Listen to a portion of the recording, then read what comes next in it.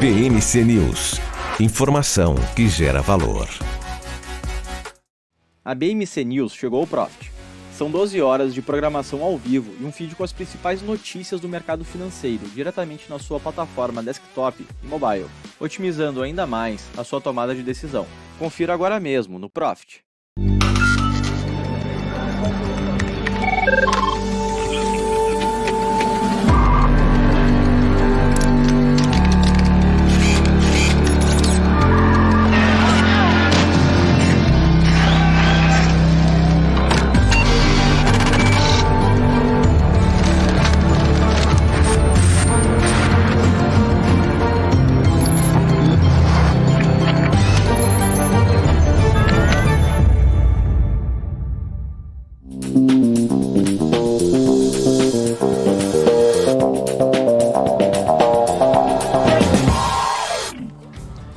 Olá, muito bom dia, investidor, muito bom dia, investidora. Eu sou o Felipe Nascimento, esse é o BMC Pre-Market.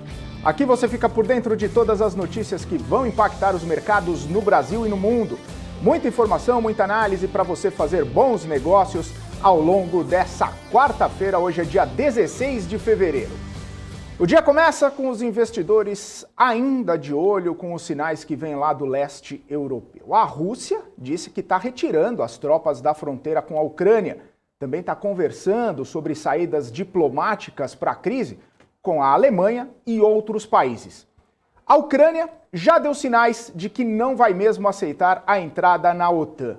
Praticamente só falta oficializar essa informação.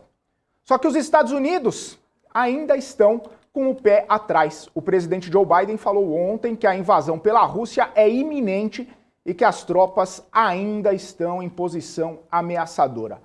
Agora cedo, a OTAN afirmou que a Rússia não está diminuindo as tropas na fronteira com a Ucrânia e, muito pelo contrário, segue enviando homens lá para aquele local. Se os presidentes mandam sinais dicotômicos, são os mercados que se retratam o humor dos investidores. E os mercados viraram agora cedo, eles estão acreditando na diplomacia, só que com esse discurso da OTAN as coisas podem ficar um pouco piores.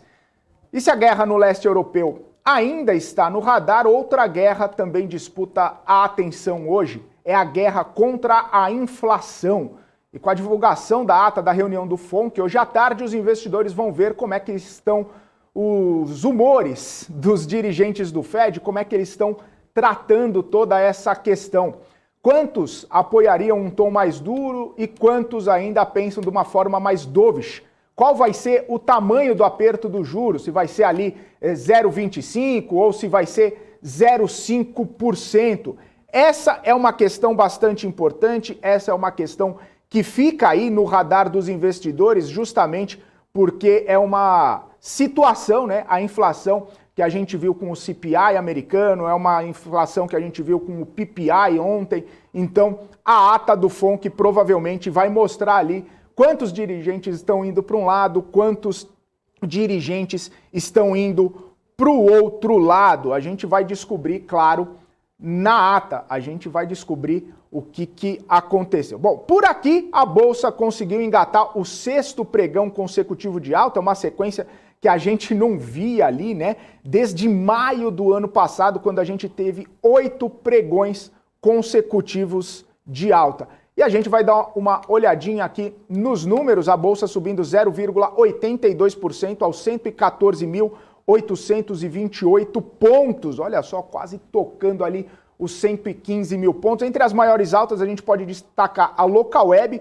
que subiu 15,31%, seguindo ali as tendências internacionais, empresas de tecnologia nos Estados Unidos, a Nasdaq, que se apoiou bastante num patamar positivo ontem, acabou trazendo esse humor, né? Para a Localweb, Banco Pan também trazendo essa possibilidade, né? Trazendo esse bom humor, Banco Pan subindo 10,47%, claro que também apoiado em resultados de banco, também apoiado nos seus últimos resultados. A Azul subiu 8,45%, essa questão de dólar mais barato, a questão de arrefecimento nas tensões, pelo menos era o que se desenrolava ao longo do pregão de ontem, acabou fazendo com que a Azul tivesse essa essa alta, né, de 8,45%. E VEG, né, subindo 8,02%, VEG que divulgou resultado hoje, a gente vai falar sobre isso daqui a pouquinho, mas a VEG subiu praticamente 14%, 15% ao longo dos últimos 2 pregões, já nessa esteira, nessa expectativa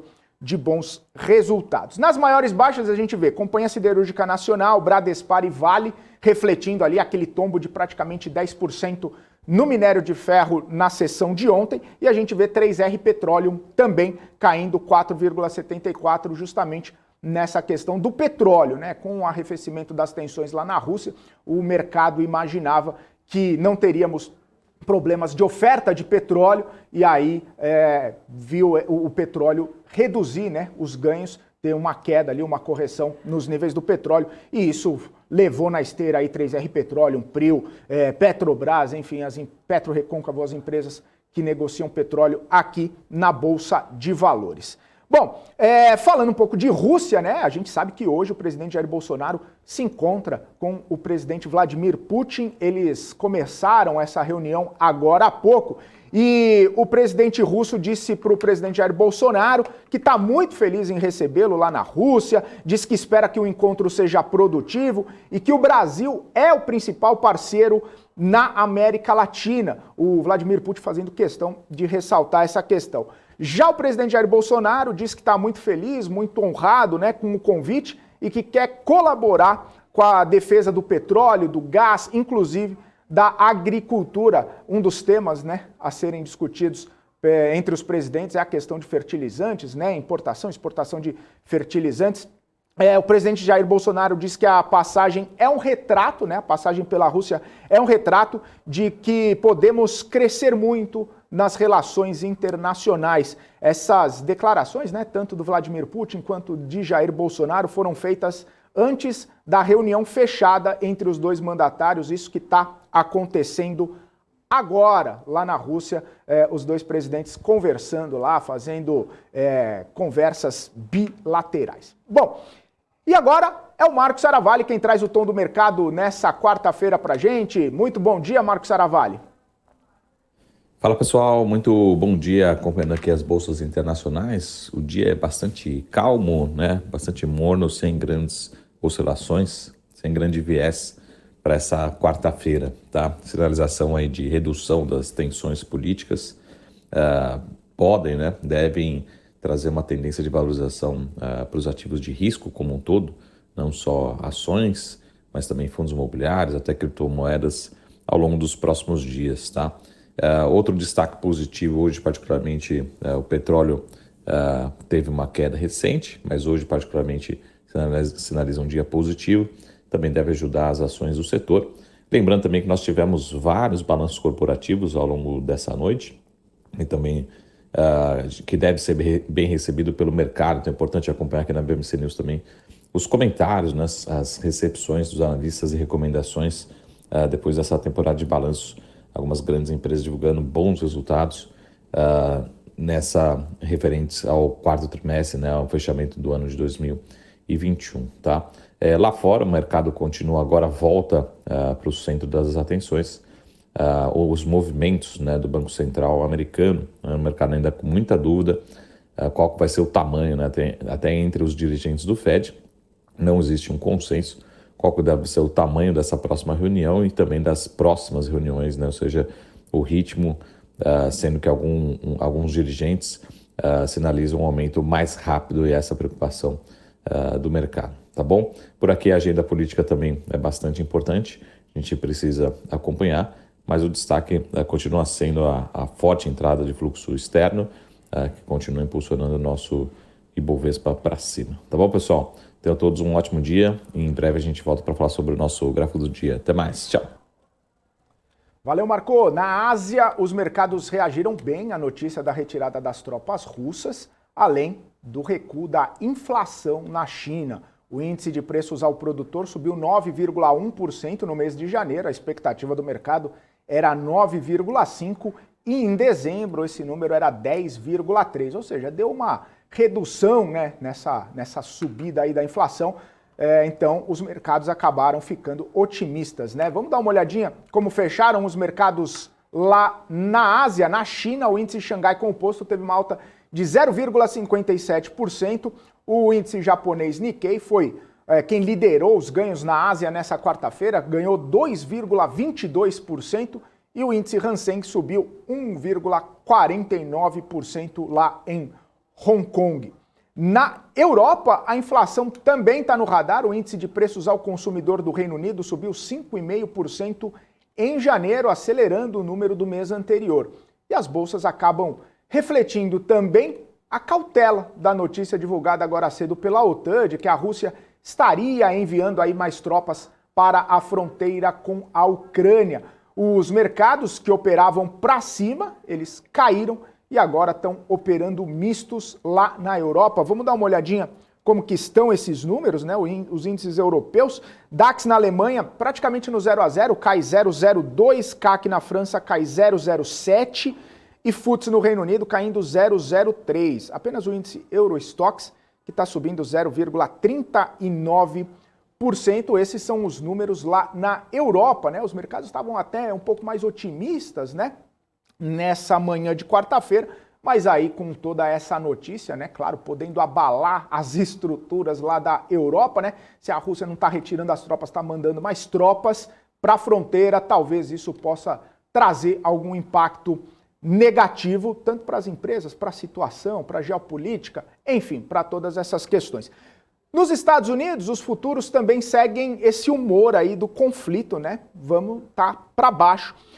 Os futuros do Dow Jones estão caindo 0,12%, os futuros do S&P caindo 0,10% e a Nasdaq caindo 0,07%. Esse é o retrato das bolsas mundiais todas em queda neste momento, nessa quarta-feira. E aí eu quero chamar o Guga Almeida para a gente começar esse nosso bate-papo nessa quarta-feira. Guga, muito bom dia para você, seja bem-vindo novamente aqui ao BMC Primarket, sempre um prazer falar contigo. Ô Guga, essa tensão, né, na Rússia parecia ter terminado, mas a OTAN falou que muito pelo contrário, a Rússia não está tirando ninguém lá, não está tirando tropas, está mandando mais tropas lá para a fronteira com a Ucrânia, e aí os mercados começam a ficar receosos, né? A gente viu aqui na Europa e nos Estados Unidos os mercados adotando um tom de cautela, sendo que ontem estava tudo um pouco mais otimista, né? Bom dia para você, eu queria saber como que você está vendo essa situação e por que que isso ainda segue reverberando, né? Como que você está vendo esse mau humor do mercado com essas notícias, ô Guga? Bom dia, Felipe. Bom dia, pessoal. Antes de mais nada, né, os mercados, tirando o Brasil, né? O Brasil acordou aqui cheio de graça. Tá subindo 1,3 agora nesse momento, o futuro no Brasil. Mas vamos lá. Ontem nós comentamos, ontem ou anteontem eu comentei com vocês que como é difícil nós tirarmos conclusões sem uma pessoa de confiança lá buscando de fato a informação. Num lado tu tem uma narrativa, no outro lado tu tem a outra narrativa e no meio do caminho o mercado e investidores tendo que tomar decisões, sendo estimulados a ir à compra, as compras, sendo estimulados a venderem, sendo estimulados a não tomarem mais suas posições. Então, essa é a beleza do mercado, né? Por hora, Felipe, quando a gente olha para esse momento, né, para esse contexto, me parece que o mercado continua apostando no tema inflação e que, de fato, vamos ter algum problema de curto prazo.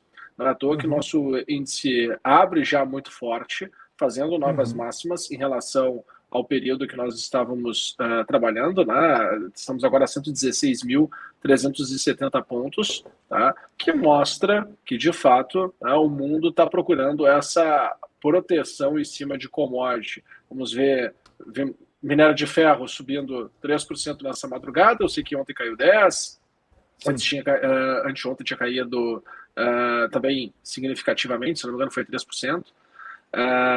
Mas o que a gente vê, né, quando tem um estímulo positivo, né, minério de ferro subindo nessa madrugada, petróleo subindo nessa madrugada, a gente vê essa resposta rápida que me parece que outro tipo de player resolveu também tomar posição. Tá? Que para mim não esse movimento agora na abertura não é estrangeiro, é já uma posição especulativa aqui local.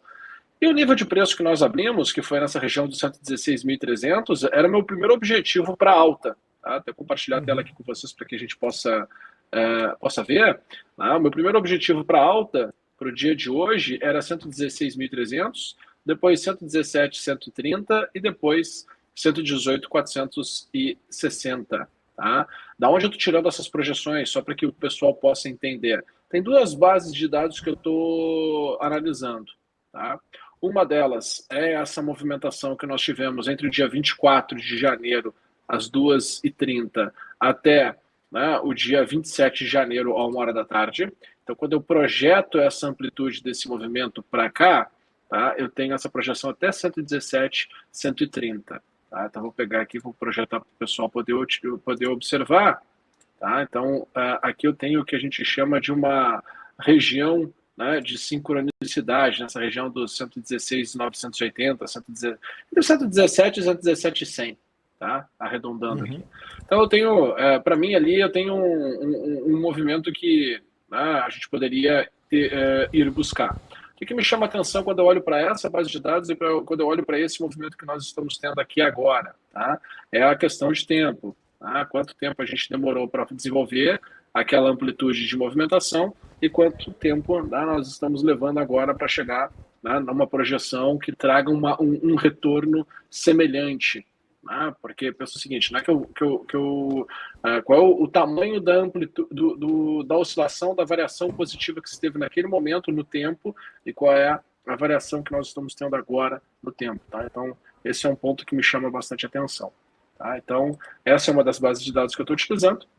E a outra é essa movimentação aqui, final de baixa, que nós tivemos aqui no dia 11 de fevereiro, às 13h15 da tarde, até o dia 14 de fevereiro, na abertura. Tá? Então, quando eu faço essa projeção, onde eu posso ter expectativas de alta, tá? No momento que o mercado superou essa região dos 114.760, que era um número que a gente olhava ontem no pre-market, no momento que o mercado superou esse patamar de preço, né, ele iria buscar um nível de estrutura de expansão, que é exatamente onde a gente está chegando agora, nessa abertura, e aí depois a sequência desses movimentos são essas projeções que eu marquei para vocês. Tá? Então essas são as duas bases de referência para o movimento de alta. Agora, uma movimentação de baixa, Felipe, né, se por acaso as coisas azedarem lá fora, o que eu enxergo é o mercado voltando para cá, para 114.200 pontos. Maravilha. Ô Guga, e aí, a gente estava falando, né, sobre as bolsas internacionais, o pessoal sempre fala, né, S&P, Nasdaq, como que estão esses índices aí, na sua visão, como que o mercado está reagindo a esses índices, né, porque você está falando, menos a bolsa brasileira, então, provavelmente, né, eles estão saindo de algum lugar e vindo para a bolsa brasileira, buscando a commodity, buscando essa subida da bolsa brasileira, mas lá fora, como que está essa movimentação? Como que você vê essas bolsas americanas, Guga? Vamos lá, né? Eu acho que Brasil, na verdade, não é que estejam saindo de algum lugar e trazendo para cá, porque se fizessem isso, a gente estaria em 500 mil pontos, tá? Porque o nosso mercado não absorveria todo esse fluxo. Porque, brincadeiras à parte, né? Porque nós não temos um volume de transações que absorve um grande fluxo financeiro. Tá? Qualquer movimentação que se tem aqui, a nossa bolsa já entra no processo de valorização, nós não temos muitos ativos, enfim, tem toda uma complexidade nossa que é diferente de um mercado asiático, um mercado norte-americano. O que eu estou enxergando, tá, Felipe? É que, na verdade, está tendo esse movimento de tirar benefício de inflação e tirar benefício de commodity. Né? Consequentemente, uma coisa está correlacionada na outra. E E querendo ou não, quando tu olha para as empresas, quando tu olha para uma Petrobras, por exemplo, que tem, se tu somar a ON e a PN, tem o maior volume, maior peso no nosso índice. Ainda está barata. Né? Quando tu fala com os fundamentalistas, todo mundo enche a boca para dizer está barato. Quando a gente olha para o nosso setor de bancos, que tem um grande peso também no nosso índice, quando a gente olha para o time deles e para toda essa elevação de juros, começa a aumentar a expectativa de resultado em relação a eles e estão no momento para destravar valor e ter um rally bem interessante de alta, podem subir. Tá? Querendo ou não, a gente tem aquela nossa marcação ali que o mercado, no curto prazo, que é o que eu venho conversando aqui no pre-market, se ele continuar esse movimento de alta, é para ir buscar os 125 mil pontos. Tá? Então tem todo um contexto de tendência, de momento, de percepção de fluxo, de participantes querendo tirar a oportunidade do curto prazo, muita gente querendo ou não, apesar de a gente ter tido a inversão por parte dos fundos multimercados, tá? Tem muita pessoa física que perdeu dinheiro, que está dentro dessas grandes comunidades de investidores e tudo mais, que perdeu dinheiro no segundo semestre do ano passado, que ainda estão com essa cabeça de recuperar, então olhando para toda essa mudança de narrativa, de sentimento, se permitem também ir atrás de suas posições, fazendo esses movimentos acontecerem na nossa bolsa. Tem muita coisa acontecendo. Agora, lá fora, o que eu vejo é o seguinte, é um mercado se preparando para o início de uma elevação de juros, e o início de uma elevação de juros, ao meu ver, vai trazer um período de queda, de correção dos mercados. Não é algo que vai vir de surpresa, a não ser que venha uma alta de juros muito acima do que o mercado... diferente do que o mercado espera, não é que seja muito acima, diferente do que o mercado espera. Se vier uma alta de juros diferente do que o mercado espera, isso tende a trazer uma correção de curto prazo um pouco mais intensa. O grande problema vai ser a sequência, né? Não vai ser essa reunião de março, acho que vão ser as próximas reuniões e como vai se desenvolver as narrativas. Tá? Mas o que eu enxergo eu não consigo enxergar uma busca por novas máximas históricas nos índices lá fora. Tá? Então, óbvio, né? Como aumentou a volatilidade, tem muita oscilação no curto prazo, né? Então, tu olha para aqueles índices que estão subindo 1%, 2%, caindo 1%, 2%. Então, isso chama a atenção dos investidores. Mas eu não consigo enxergar no curto prazo o mercado americano buscando novas máximas. Pelo contrário, eu consigo enxergar uma janela de correção, uma janela de ajuste, mas não seria um movimento de crash, né? Eu imagino que seria um período de bear market mesmo. Não tem uma surpresa que faria com que o mercado colapsasse, vamos assim dizer. Eu não consigo enxergar isso de curto prazo. Acho que vai ser a famosa morte lenta. Maravilha. Que é caindo arrastando, né? Caindo de costa. Entendi. Ô Guga, daqui a pouquinho a gente volta contigo, só seguindo aqui o nosso BMC Pre-Market, porque a gente está falando de bolsas internacionais, a gente estava falando de S&P, Nasdaq. O Marcos Saravalli traz agora o gráfico com uma análise sobre as projeções de crescimento do lucro por ação no S&P. Diga lá, Marco. Fala, pessoal, muito bom dia. Voltando aqui para o nosso gráfico do dia, esse gráfico aqui é muito, muito importante, até para a gente entender um pouco as expectativas de expansão do S&P 500, que sempre está olhando muito para o lucro por ação, né, para o EPS, para o Earnings Per Share. E a gente teve ali nos últimos anos, né, um melhor momento de expansão, quando a gente compara ao ano anterior, ali no segundo trimestre de 2021, até porque no segundo trimestre de 2020 a gente teve uma base muito fraca, até mesmo negativa. Né? Então, a expectativa é que nesse ano aqui, no quarto trimestre, a gente está terminando a temporada de balanço lá fora, que a gente tem expansão da ordem de 26% de lucro por ação lá fora, e que a gente continue com expansões ao longo dos próximos trimestres, mas num ritmo bem menor quando comparado a 2021. Né? Ou seja, esse ano 2022 devemos ter crescimento, mas num ritmo bem mais lento. Isso também tem tirado um pouco o fôlego, né? Ou seja, o tamanho das expectativas em relação à Bolsa Americana. Gráfico muito, muito importante para quem está operando aí o mercado internacional. Tá certo, pessoal? Tenham todos um ótimo dia.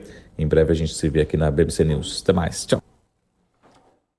Vamos aos destaques corporativos. O Tribunal de Contas da União aprovou por maioria de votos a primeira etapa da privatização da Eletrobras.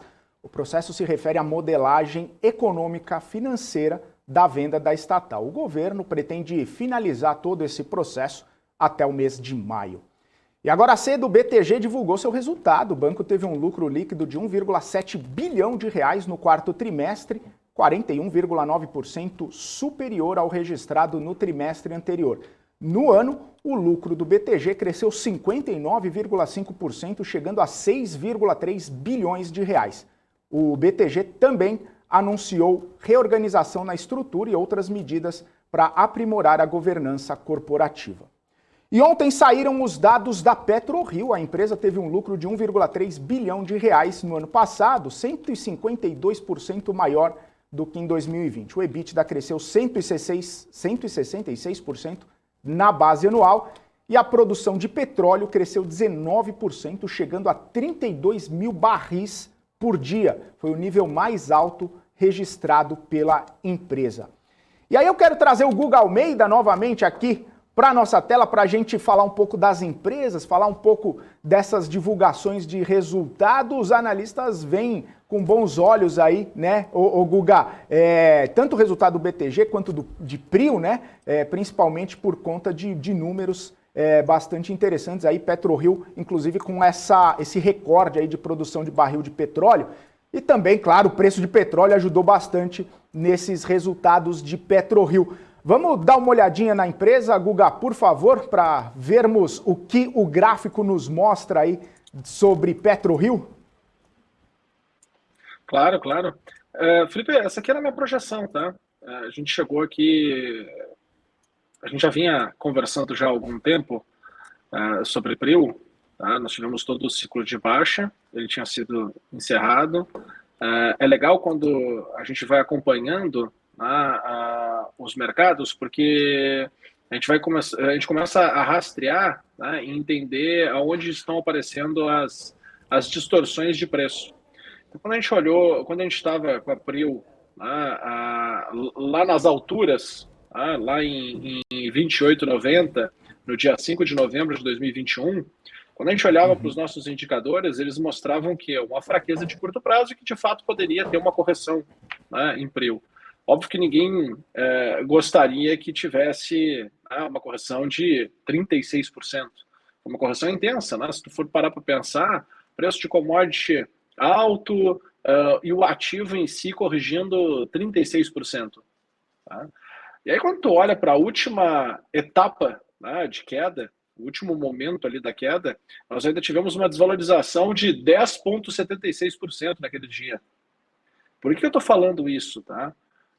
E eu gosto muito de estimular a consciência do investidor para que ele possa, de fato, conseguir tomar decisões. Porque agora já subiu, agora já andou. Aonde a gente tem que gastar energia e a gente tem que ser fiel com a nossa capacidade analítica, né? É nos momentos de tensão mesmo. Então, entender isso é muito importante, né? E entender o comportamento do mercado e o comportamento do mercado frente aos indicadores técnicos para que a gente possa encontrar alguma distorção e dentro dessa distorção de preço poder tomar uma posição com um risco calculado. Tá? Quando a gente estava aqui nesse ambiente, né, a gente teve o mesmo contexto que a gente tinha, que mostrava uma fraqueza do mercado, na alta, aqui mostrava uma condição de que começava a ter uma força para começar uma nova tendência de alta. Tá? E quando a gente faz as projeções, tá? Quando a gente pega aqui e faz as projeções, deixa eu tirar aqui todos os indicadores para o pessoal poder entender, certo? Vou botar aqui na escala logarítmica. O que eu tenho aqui? Tá? Só para a turma também entender aqui o ciclo, tá? Depois eu vou fazer o ajuste fino aqui dos meus níveis aqui, só para botar de volta aqui na régua. Tá? Minha base de análise é essa queda aqui, entre o dia 5 de novembro e 26 de novembro. Tá? Nota que não é a mínima. Por que é essa base aqui? Porque logo depois nós tivemos uma primeira reação positiva do mercado. Tá? Então, essa reação aqui positiva do mercado, ele corrigiu 40% dessa queda. Depois o mercado tenta continuar a tendência de baixa, apresentando aquelas divergências nos indicadores técnicos e tudo mais, mostrando que existia uma condição para que a tendência pudesse inverter.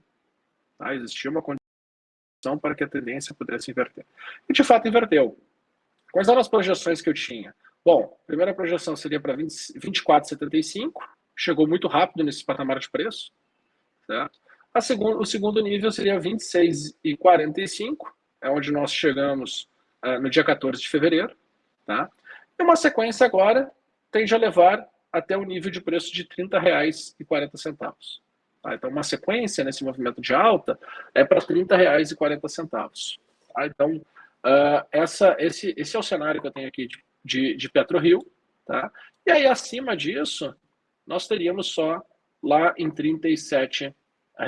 Tá? Então, se o mercado de fato ganhar força, esse aqui é o contexto que eu consigo desenhar. Qual é o cenário negativo? Né? Num cenário de realização de lucros agora, o que seria possível de acontecer? Uma correção até a região aqui de 23,80, uma vez que o ciclo está encerrado aqui, é totalmente possível de acontecer. Tá, Felipe? Esse é o meu cenário, essa é a fotografia que eu consigo enxergar de possibilidades na movimentação de PetroRio. Valeu, Guga. Ô, Guga, vamos olhar então a outra que teve resultado, BTG? Podemos dar uma olhadinha nela? Claro. Opa, vou ter que errado.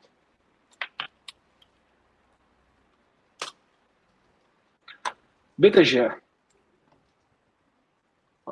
Também, né, eu teria que fazer posso fazer todo o estudo aqui para vocês, mas não sei o quanto a Paula depois vai ficar incomodada comigo, se eu roubar muito tempo dela, tá? Mas o que eu estou enxergando aqui de BTG, tá, também, tá? Precisa do movimento acontecer aqui no curto prazo. Tá? A gente precisa que esse movimento aconteça no curto prazo. O mercado não está no momento para questionar. Tá? O mercado precisa ganhar força. Nem está acontecendo com o índice Bovespa.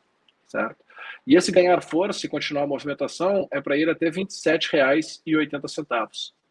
Tá? Então é onde eu estou conseguindo enxergar que tem espaço para se desenrolar. Para a situação de alta, não estou enxergando nenhuma situação de divergência, tá? Só estou enxergando que o preço está muito alinhado com a média. Tá? Então, também, se tiver realização de lucros, a correção ela tende a trazer aí alguns stops do mercado. Tá? Então, tem que continuar a tendência para não ter um enfraquecimento e não ter que zerar essa posição e buscar o preço num patamar mais baixo. Tá? Então, seguindo a tendência, o que eu consigo enxergar é para os R$ 27,80. Maravilha, então, Guga. É isso, então ficamos por aqui. Deixa eu só te perguntar uma última coisa. Hoje tem vencimento, né? Vencimento de opções, vencimento do índice futuro, perdão. Isso traz algum tipo de movimentação? O investidor fica de olho nesse vencimento aí? Pode ter alguma movimentação ou aquele estudo lá que você fez para hoje segue no seu radar, segue na sua perspectiva? Ótimo ponto, né? Toda quarta-feira mais próxima do dia 15 dos meses pares, no caso fevereiro, tá? Mês 2, nós temos o vencimento de índice futuro. Tá? Ótima lembrança. A narrativa ela continua a mesma, tá? Obviamente que é para o contrato. Eu estou olhando aqui o contrato. Eu acredito que estou olhando aqui o contrato curto, né? O contrato que vence hoje, certo? Tem que tomar muito cuidado que vocês não podem fazer day trade no dia de hoje, no índice que vence hoje. Tá? O que eu posso fazer, Felipe, é olhar aqui para o Ibovespa e trazer a referência do Ibovespa para o pessoal. Tá? Posso trazer aqui a referência do Ibovespa, que aí resolve todos os problemas. Tá? Então, olhando aqui, provavelmente o Ibovespa vai abrir a região de 116 mil pontos. Tá? Provavelmente nós vamos ver o Ibovespa abrindo aqui nos 116 mil pontos para ir buscar 116.700, né? 116.690. podendo no melhor cenário 117.800, tá? Então essa seria a minha referência. E um cenário negativo para o índice Bovespa, aí não é o futuro, tá? Aí nós estamos falando aqui do Ibovespa, tá? Seria um retorno para 114.250 pontos. Tá? Seria voltar para esse patamar de preço, acreditando que nós vamos já estar abrindo aqui nessa região dos 116 mil pontos. Maravilha. É isso então, Guga. Ficamos por aqui. Ótima quarta-feira para você e nos vemos amanhã novamente aqui no Pre-Market. Beleza, beleza. Um grande abraço, ótimos negócios a todos e até amanhã. Valeu! Guga Almeida aqui trazendo suas análises, suas percepções, suas projeções para o dia de hoje, quarta-feira, 16 de fevereiro. E a gente vai ficando por aqui, 9 horas e 35 minutos. Esse foi o BMC Pre-Market. Eu vou me despedindo de vocês, mas passando a bola para Paula Moraes, que está chegando aí com o BMC News agora, até 12h30, com convidados, com entrevistas, com muita notícia, com a Débora, com a Isabela, Giovana, enfim, o time todo por aqui para trazer as melhores notícias. Bom dia, Paula Moraes. A gente veio combinando hoje. Olha só, agora que eu vi. Desenterrei esse meu terninho, que deixa eu até arrumar meu cabelo, que agora que eu vi que tá feio aí no ar, que tem só uns 16 anos, viu, Felipe? Olha. Agora que eu voltou a servir, tô aproveitando as roupas antigas, né? E olha aí, estamos combinando. Se fosse você, ficaria aqui participando. Você falou o time todo, fica então, aqui, Felipe, hashtag fica Felipe aqui junto com a gente. Vou ficar por aqui, então. Tá certo, Fê, obrigada. Eu sei que o Felipe tem muita coisa aí para programar para a parte da tarde, mais tarde o Felipe tá de volta. Tarde e noite, hein? Hoje tem Portfólio Global também, 6 horas. Verdade. Te falei, né, Felipe? Ninguém mandou ser bom, né, no que faz. Aí a gente explora mesmo, é isso aí. Tamo junto, Tamo junto. Beijo, Felipe. Tchau, tchau. Até mais tarde.